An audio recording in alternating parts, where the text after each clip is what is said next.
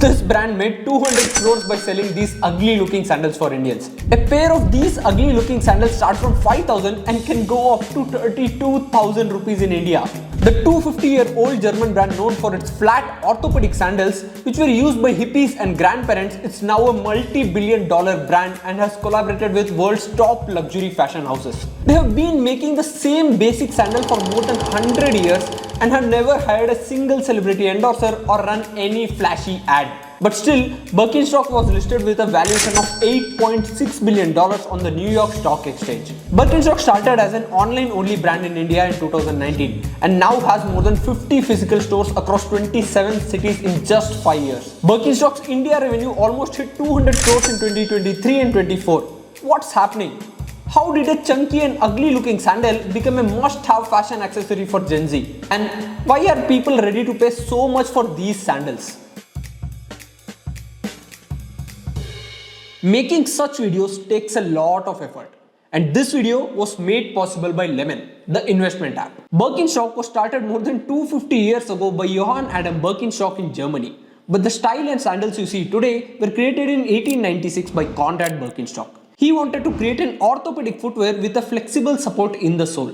Birkenstock prioritized only three things: comfort, health, and durability. So their consumer base was health-conscious Europeans and people with foot problems. Birkenstock never positioned the brand around style and fashion. In fact, even today, the brand runs a marketing campaign called Ugly for a Reason. In 1966, Birkenstock reached US when a German-American woman named Margaret Fraser was visiting Germany on a spa trip and fell in love with the Birkenstock sandals. She asked Karl Birkenstock for distribution rights to sell the sandals back in her home state of California. But retail footwear stores in the US refused to display and stock the sandals because they were chunky and ugly, and the trend was completely different at that time. The only shops that were ready to sell these sandals were health food stores. But then something unexpected happened. The American hippies discovered Birkenstock. They started using the sandals because they were ugly and not fashionable. The hippies rejected and protested the mainstream fashion and consumerism. Birkenstocks were perfect for them. They are functional, unglamorous, and completely opposite to what society considered as stylish. Wearing Birkenstocks was like a sign of protest. This was a brand pivot moment for Birkenstock.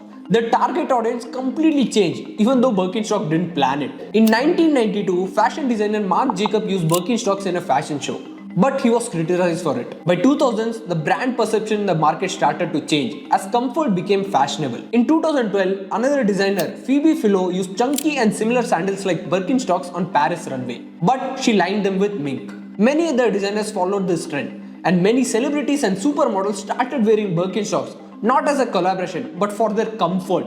Suddenly, not caring about the looks and comfort became the ultimate fashion. This was like organic influencer marketing for the brand. Gen Z followed the brand and decided that chunky, comfortable shoes were actually very cool.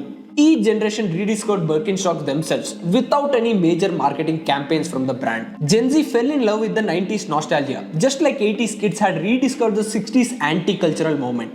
Birkenstock benefited from this cyclic nostalgia without having to chase trends or reinvent themselves. In 2013, the Birkenstock family gave up the control of the brand and hired people from outside to run the company. Marcus Bensberg and Oliver Richard in Europe, and David Kahn became the US for CEO of Birkenstock. These new leaders wanted to shift the perspective of consumers towards the brand and make Birkenstock a luxurious brand. In 2013, Birkenstock partnered with Vivaldi, a brand strategy consultant. Birkenstock's core buyers were older generation with foot issues and hippies. But now, they started targeting younger, urban, fashion-aware segment of the market. Vivaldi first helped Birkenstock rebuild the product portfolio based on style and need. They launched the Kaido sandal for everyday wear, streetwear, and loungewear. Birkenstock launched pop-ups and townhouse events to connect with consumers to gather feedback about their shoes and brand image in the market, and started using these data-driven insights to target people with above-average order value and repeat purchase potential. Vivaldi helped Birkenstock take control of its retail presence in the market. They opened flagship and exclusive stores, created better online experience for customers, and built strong relationship with premium retailers. As a part of this strategy, Birkenstock stopped selling their products on Amazon in 2016. This was the time when every brand was trying to get on the e-commerce wave, and Amazon was the biggest marketplace with a massive reach. But the problem was, Amazon had zero control over brand presentation, pricing, or authenticity. You see, Amazon was filled with fake Birkenstocks selling for half the price.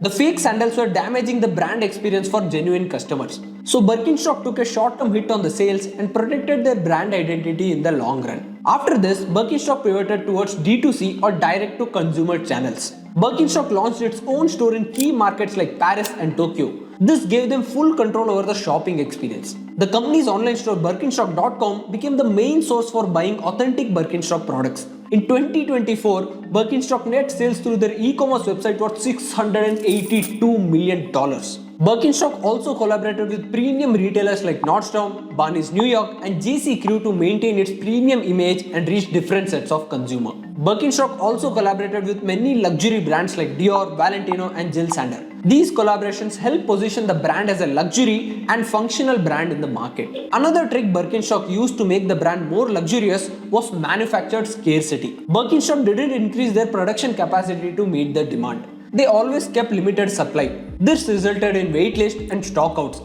and the demand for their products kept increasing. This strategy also helped them to maintain quality and premium positioning for the brand in the market. Even though it was just a leather strap with cork sole, Birkenstock could charge a luxury pricing. The pricing model worked on value-based pricing and not cost-based pricing. Because Birkenstock had built their brand around heritage and craftsmanship, durability, social status, and exclusivity. Also, consumers naturally associate high price with high quality. Years after rebranding, Birkenstock is still growing at an average of 17 to 20% in the past few years. Birkenstock's transformation from an orthopedic footwear to a luxury product has been very interesting. Their core product, the basic sandal, has been around for over a century. The future of Birkenstock is bright because it has already shown that they can step out of their comfort zone and completely reinvent the brand as per the market need. What do you think?